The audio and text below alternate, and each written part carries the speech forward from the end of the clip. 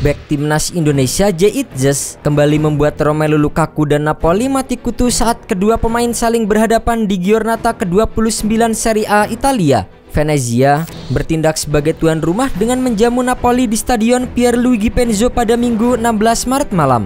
J. Itzes kembali dipercaya menjadi kapten sekaligus memegang komando utama dalam tembok pertahanan Venezia.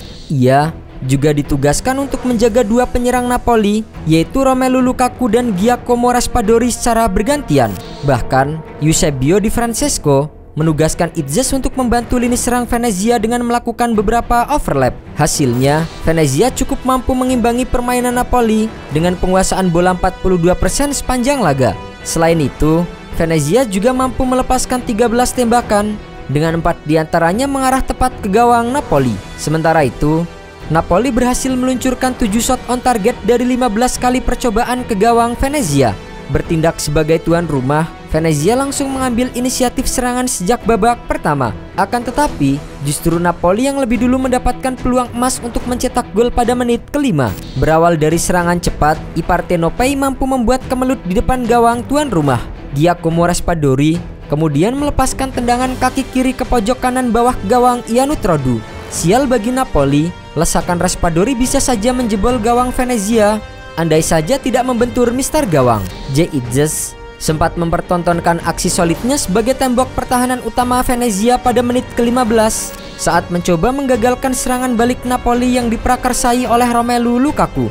Kapten timnas Indonesia itu bahkan sampai harus jatuh bangun karena berduel dengan raksasa dari Belgia tersebut. Hingga akhirnya, J. Itzes terjatuh dan wasit Maurizio Mariani menganggap hal itu sebagai pelanggaran yang dilakukan oleh Lukaku.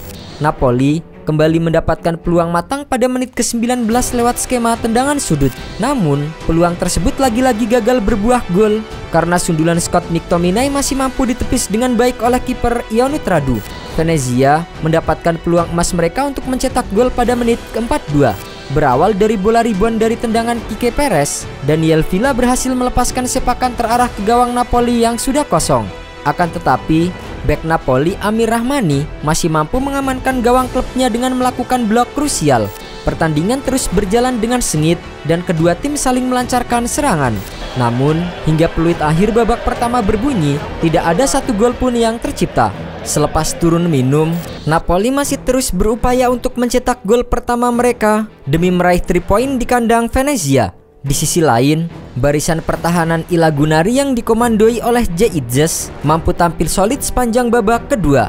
Kiper Iannutrodu yang berada di bawah mister gawang juga tampil hebat dengan berbagai penyelamatannya. Hingga peluit panjang berbunyi, skor sama kuat tanpa gol tetap bertahan untuk kedua tim.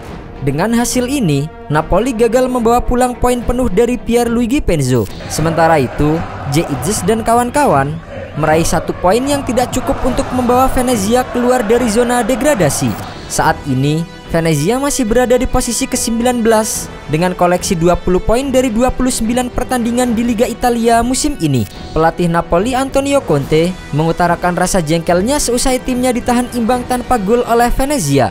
Mereka berharap untuk meraih poin penuh atas Venezia yang merupakan tim papan bawah yang berkutat di zona degradasi. Ada peluang untuk Napoli merebut puncak klasemen sementara Serie A karena tim peringkat pertama Inter Milan akan menghadapi tim peringkat ketiga Atalanta. Namun, yang ditemui oleh Romelu Lukaku dan kolega adalah tembok tebal Venezia yang digalang oleh sang kapten J. Itzes. J. Itzes tampil solid lagi untuk Venezia dan bermain penuh selama 90 menit dalam duel yang berakhir imbang 0-0 tersebut. Seusai laga, Antonio Conte mengatakan bahwa Napoli telah dominan dalam hal penguasaan bola, namun tidak mampu memaksimalkan peluang yang ada untuk menaklukkan barisan pertahanan Venezia. Dalam hal permainan sepak bola, saya pikir mereka tidak menyebabkan banyak masalah kepada kami. Hanya satu tim yang mengambil inisiatif, dan itu adalah Napoli, melawan tim Venezia dalam kondisi yang bagus dan selalu membuat lawan kesulitan. Namun, Conte mengaku kesal karena Napoli hampir kalah akibat serangan balik Venezia di menit-menit akhir yang bisa saja berdampak fatal. Di sisi lain, kehadiran J. Itzes di jantung pertahanan Venezia memberikan rasa aman dan kepercayaan diri bagi rekan-rekan satu timnya. Ia mampu memimpin lini belakang dengan tenang dan memberikan instruksi yang tepat kepada para pemain lainnya. Performa apiknya itu menjadi bukti nyata kualitasnya sebagai seorang bek tengah yang handal. Jay bermain luar biasa hari ini. Ia sangat disiplin, kuat dan mampu membaca permainan dengan baik. Ia adalah aset penting bagi tim kami. Sementara itu, setelah pertandingan melawan Napoli, Jay Itzes langsung bergegas menuju airport untuk melakukan perjalanan ke Sydney. Pemain keturunan Semarang, Jawa Tengah itu mengabarkan sedang menuju bandara untuk terbang ke Australia. Pertandingan selesai, OTW menuju bandara, tulis Bang Jay di Instastory-nya. Timnas Indonesia sendiri akan menghadapi Australia pada lanjutan grup C kualifikasi Piala Dunia 2026 zona Asia di Sydney, Kamis 20 Maret 2025. Itu berarti para pemain hanya punya waktu untuk rehat total 2 hari dari Eropa. Justin Hubner menjadi pemain timnas Indonesia pertama yang mendarat di Sydney, Australia. Pemain Wolverhampton itu menempuh perjalanan jauh dari London ke Sydney sekitar 24 jam dengan transit. Setibanya di Sydney, Hubner mendapatkan sambutan dari Garuda Australia. Kemudian Tom Hayat tiba setelah Hubner. Sedangkan yang lain, Nathan Chuon, Marcelino Ferdinand dan Ole Romeni berangkat bersama. Sementara itu, para pemain dari Liga 1 juga sudah dilepas oleh PSSI untuk berangkat menuju Sydney, Australia.